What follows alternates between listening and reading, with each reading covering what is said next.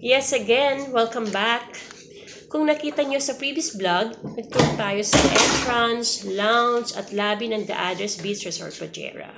So ngayon, ipapakita ko naman sa inyo kung saan kami nag-stay, our room for the weekend. So we booked 3 rooms. So in each room, lahat may attached bathroom. So ito yung sala, lounge area, we have big screen, ang ganda ng space, comfortable, relaxing, at very clean. So, ito naman ang balcony namin. We have amazing view.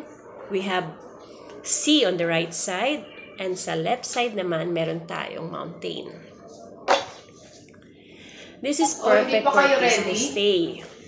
So, ito, yung isang bathroom. And then, ipapakita ko naman yung first room with attached bathroom. Yan. Then, yung kabila, second room.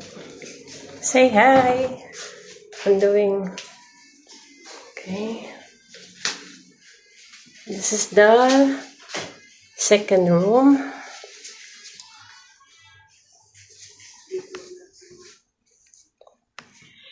Wow! Pretty girl!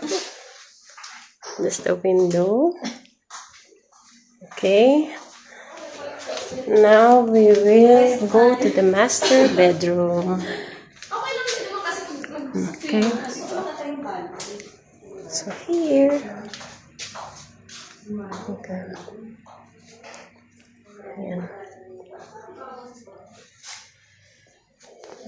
Then here. We need to open this.